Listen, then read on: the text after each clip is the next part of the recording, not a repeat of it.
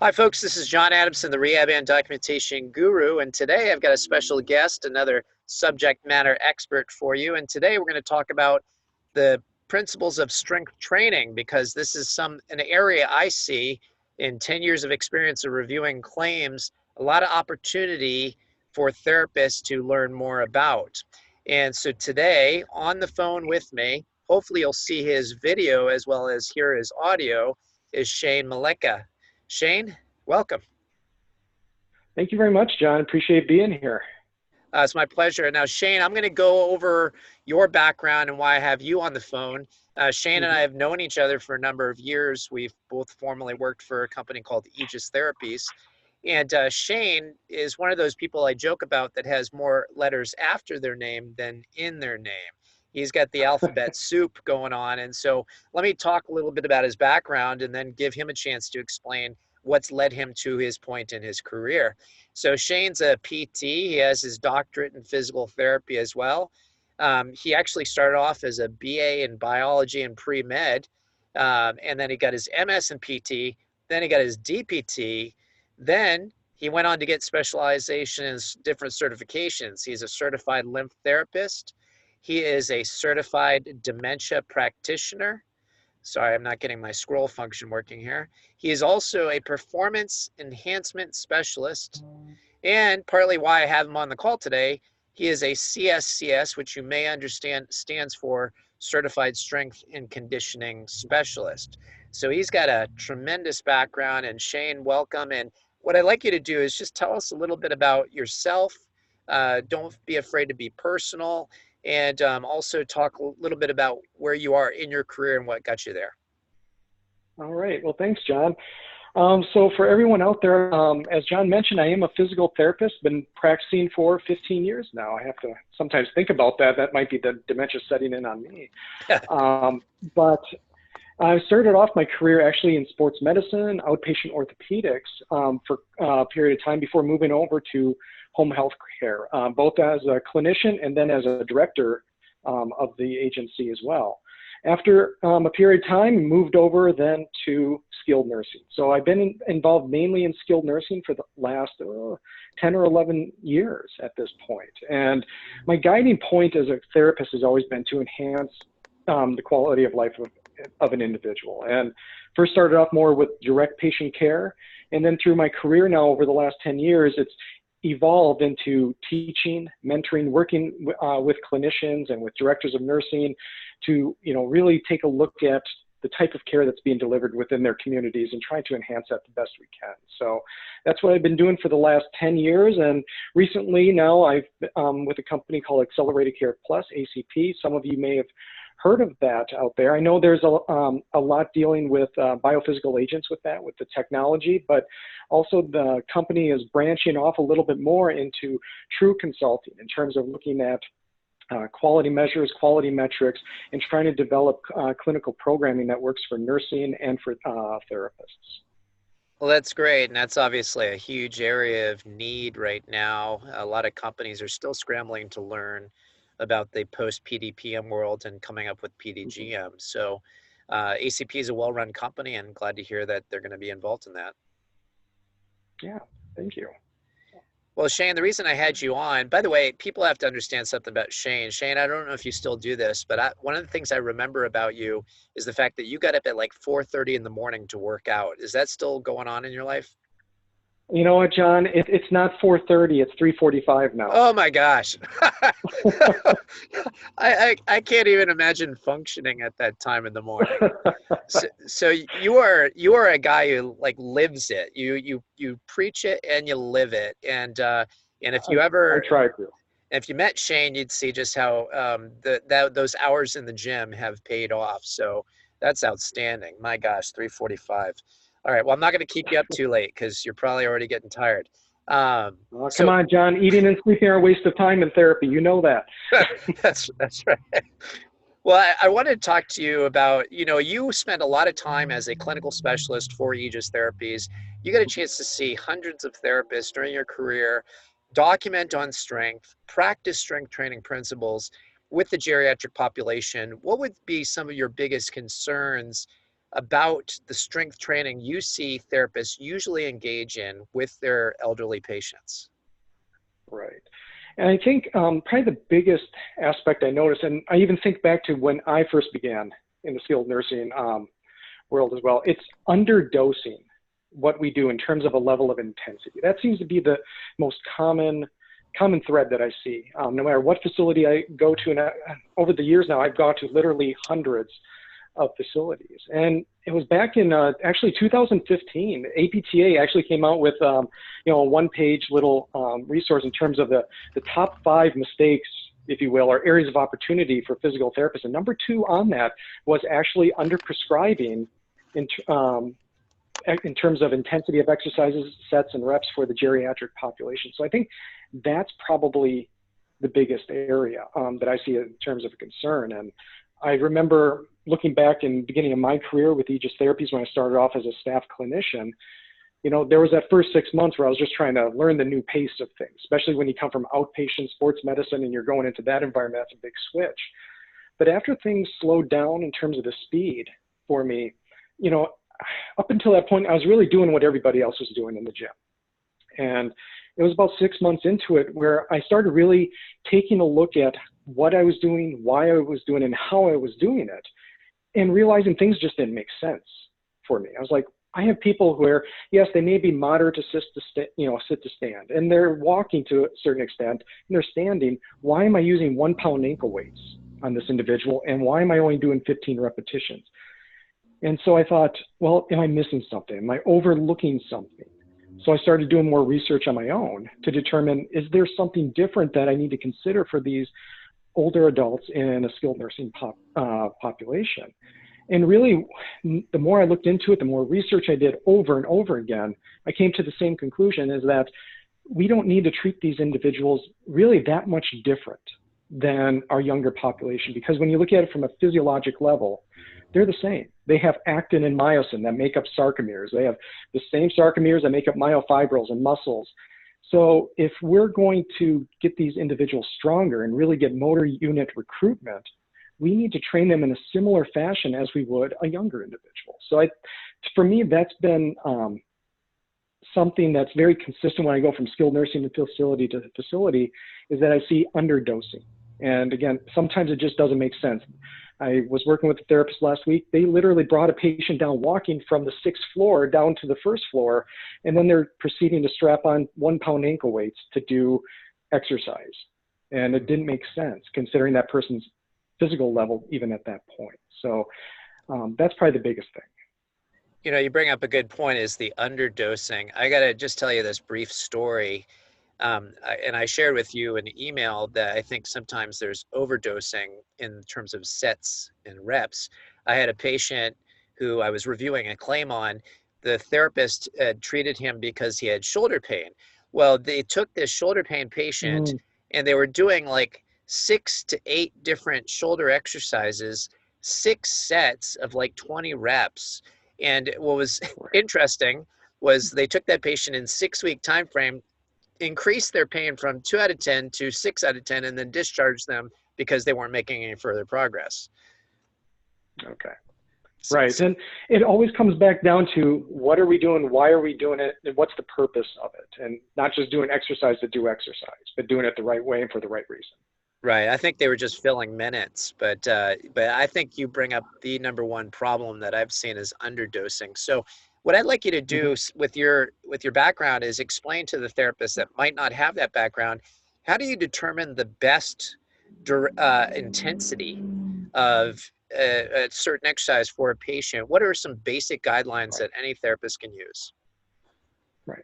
I think to try to keep it as simple as possible, especially for this type of webinar, I think for any patient in a skilled nursing facility, we have to first start off with one thing. Do I want to work my patient at what's considered a high intensity or moderate intensity? There's a third intensity called power, but I think for our skilled nursing population, I mean, that's ballistic type training. We don't need to probably go there with some of our individuals. So first determining high intensity or moderate intensity. And to kind of give you an idea what that means, when we talk about high intensity, it's 70 to 80% of a 1-rep max. Now, we're never going to do a 1-rep max with our skilled nursing population. So keep it in mind that 70 to 80% of the 1 rep max is about 8 to 12 repetitions. All right. And if you're going to measure them on a, RPE scale, it's about a 4 out of 5 or a 4 to 5 out of 10. So that's a good guideline for high intensity. Now, whenever I talk about a person being between a certain number of repetitions, between 8 and 12, that means the person fatigues out at that point. It doesn't mean we stop them at 12 repetitions and say, good, that's good enough. It's a level of intensity where they can't do another repetition. They have reached a level of fatigue and they need to stop and rest. So that's another thing. With moderate intensity, that's a little bit different. That's a little bit lower, obviously. We're talking 50 to 70% of a 1 rep max. So the number of repetitions falls typically between 12 and 20. And on that RPE scale, it's between 2 to 4 out of 10. So I usually reserve that for people who are a little bit more medically complex. Maybe they're a class 3 for CHF, so they need a little bit lower intensity. Or some individuals following a myocardial infarction, something significant that I need to monitor them in a different way and lower the intensity. But again, I'm still keeping to that same principle where they are going to reach a level of fatigue between a certain number of repetitions, or the RPE scale is going to be such where it makes sense for them.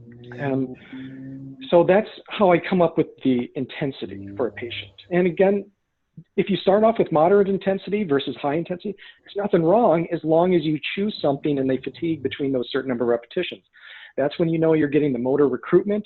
That's when you also know you're going to be stimulating type 2 muscle fibers, which is very difficult to do with some of our patients when we do low intensity exercises. And as for our older adults, they need that type 2 muscle fiber recruitment because that's what atrophies quicker in the older adult, is that type 2 muscle fiber.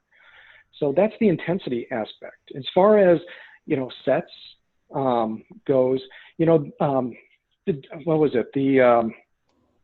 I believe it was the Journal of Academy of Geriatric Society. They actually indicated that, 1 set is good for getting strength gains, as long as it's done properly. Again, with that concept of high intensity and moderate intensity. As long as you follow that, 1 set can be good enough in terms of getting strength gains. However, they did find that 2 sets is better than 1, 3 is better than 2. So if possible, we should be trying to build up our patients to get to that 3 sets. But I know in the world we live in, sometimes with HMOs and other types of payer source issues or staffing issues, sometimes we may have to default to 1 set. And that's perfectly fine. We're going to get a good result as long as we train them in the appropriate fashion. So those are some real basics when it comes to the intensity, the sets, the reps. As far as the cadence, I call it cadence, speed of the exercise, if you want to call it that. A guideline that I use with therapists that I work with now and even in the past with my former companies is, think of this: the person, as they're moving through the range of motion, they should, if I were to tell them to stop at any moment in that range, they should be able to do it pretty quick. So meaning that if they're going too fast and I tell them to stop, it's going to take them longer to do so, which means they're probably going too fast. If I tell them, approximately 2 seconds for the concentric, 2 seconds for the eccentric, if I were to tell them to stop at any point in that range, they'd be able to do so under control. And that's an advantage to me because I can keep the weight a little bit lower then. And also, I'm strengthening the eccentric portion of the range. And for any therapist out there, you know how this is. They can go from sit to stand pretty okay, but then they plop back down because they don't have that eccentric control. And that can help to train that a little bit more. So those are just some real basics to start with. What have you found in terms of frequency per week to be optimal, especially when we're looking at like delayed onset muscle soreness and things like that? Right. As far as, if you're looking at the Journal of Exercise Physiology and the American College of Sports Medicine, they indicate for individuals, you can get away, if you're looking at large muscle groups, which we typically are on the PT side and even the OT, you're okay doing things 2 to 3 times a week. All right, so you can alternate days to accommodate for that delayed onset muscle soreness for individuals. So and especially now, since we're getting more into the PDPM world where we don't always have to feel the pressure of making a certain number of minutes all the time. We may have that potential luxury of alternating days. So working certain muscle groups Monday, Wednesday, and Friday, other muscle groups Tuesday, Thursday, and possibly someone on the weekend, depending on your setup at your facility. But we can alternate those days and get a really great result. There have been times when I'm working with an individual who's, maybe a little more deconditioned, or I know that if they're not in therapy, they're doing nothing. They may have activities in the facility, but bingo is not that strenuous. We know that. And for those individuals, I may want to consider a moderate intensity and do something daily for a while to build them up, to get that motor unit recruitment. And there may come a point when I feel, oh, they're starting to plateau. They're not making the gains like I want. Then I can start giving them days of rest in between. So clinical decision-making goes into that a little bit more, but again, have a reason why you're doing what you're doing. Yeah, that's a good point. What do you think about this, Shane? I've brought this up in my course on documentation because I get into talking about strength, believe it or not, during a documentation course. But patients that are not able to move anti-gravity, I would generally encourage those patients to be exercised daily for strengthening because we know they're nowhere near recruiting all their muscle fibers anyway. Right. And if I have that type of individual that they cannot get a muscle contraction either from a concentric standpoint, or even if I bring them into the range and they can't do it even eccentrically, anti-gravity, then obviously we're looking at a type of training called isometric. We're all very familiar with it. But the key to that type of isometric to get the motor unit recruitment, according to the research, we need to be doing, obviously the 6-second hold, 10 reps, and then 10 sets at a time in order to get the adequate muscle recruitment. So think about that from a PT standpoint. If you're thinking of just basic quad sets, I mean, that we're talking hold for 6 seconds, 10 repetitions, 10 sets. That is what needs to be done in order to get the adequate muscle recruitment for that patient. And that can be very daunting, very, boring at times too. Right. And that's why sometimes I recommend a therapist, if it's appropriate, maybe biophysical agents can be added to it, specifically eStim to the quadriceps to help enhance that muscle contraction further. Excellent. Now, Shane, one of the things that Medicare's targeted not too long ago, and they continue to target, is therapeutic exercise.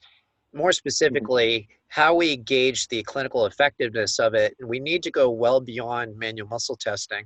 What are some of your favorite functional assessments for strength that you could see applicable to the geriatric patient? Right. And there's quite a few of them, John. And the thing about it is none of these are necessarily going to be that mind-blowing to you. The thing when it comes to strength and functional testing, any functional test we do as therapists, we should take that step back and ask ourselves, okay, if they have a deficit, why?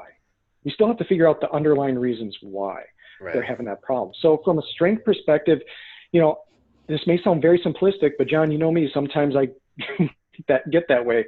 Sometimes simple works. Even things such as measuring gait speed, timed up and go, a 30-second rise test.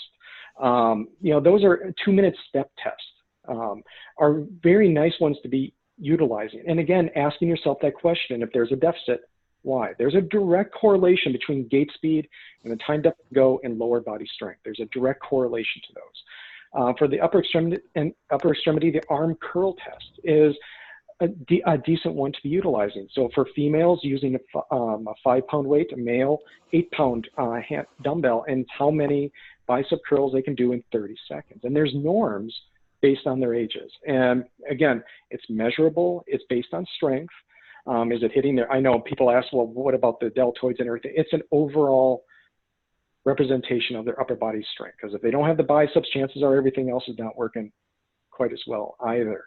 So those are good starting points. And the reason why I mention them, John, is because they're simple to do. Most facilities will have the equipment because most of them require no equipment, or, very, simplistic, whether you're in home health, skilled nursing, they can be done and you're going to get, what you want out of it. But again, always taking that step back and asking yourself, why? Why is this person having this problem? Why are they getting this particular score at this particular time on this test? And again, scaling back, if it's due to strength, then we have to go a little bit further, as you probably mentioned in your documentation courses, John, I'm going to strengthen this individual. How am I going to do it? Moderate, high intensity. And as we're going through the sets and the reps, how am I adjusting based on what I'm finding in terms of what the patient is presenting? So if they're going 15, 20 reps and I'm trying to do high intensity, how am I adjusting for that to accommodate?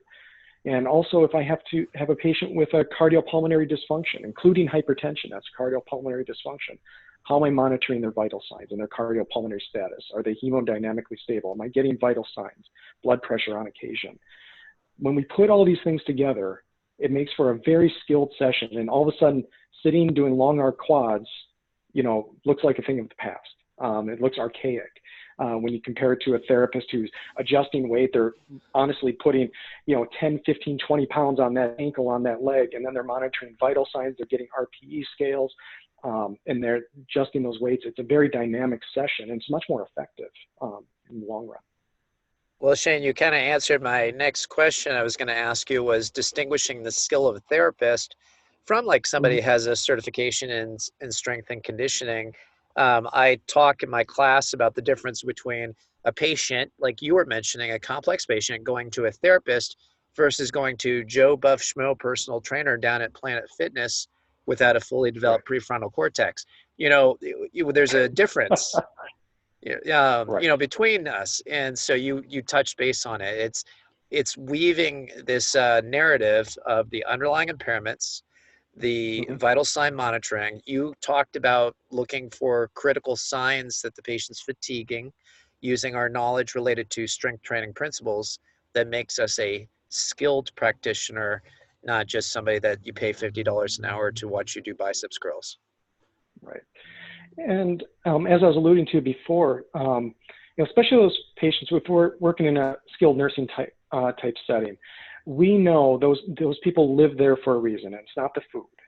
It's because that they have a lot of medical complexities to them. So making sure that we are monitoring those vital signs, because a lot of our patients do have coronary artery disease, hypertension, you know, they may have something more sinister, such as CHF, and we are obligated as clinicians to monitor and adjust. And I mention this to clinicians all the time. It's not just enough to say, I'm looking at the vital signs. It's like, what are you doing as a result of it from what you find? How are you adjusting, and then documenting that to put more skill in it? Because a CNA, a nurse, a family member, a patient themselves can take their blood pressure with a cuff. But it's what do we get as a result of that? How are we adjusting our level of intensity, type of exercise, the frequency of it, whatever it may be, to get the result we want, and also so we're not putting that patient in harm's way. Amen, brother. You're preaching to the choir. That's good stuff. Right on. So obviously you've got your CSCS, and that was a road you used to gain more knowledge. What would you recommend besides that kind of certification to the therapists that are watching this to better prepare themselves to become educated in this area? It's a good one. CSCS is definitely one avenue. And again, one avenue, I think for a lot of physical therapists out there, I think you'd find that if you were going through the curriculum, you'd find that you actually know quite a bit of it to begin with. If you work in the geriatric population, I would actually recommend going to the APTA's geriatric section, because they have a very high intensity. Every time I look at it, I get scared and I back off. They have a very intense certification for geriatric strengthening. Very well known. Don't ask me about the letters behind that you get, but it's very intense, and the testing for it is very significant. And to go through it is no small feat. So I would recommend going to the APTA website, going to the geriatric section. There will be a tile at the top for education and certifications, and you'll see it right there.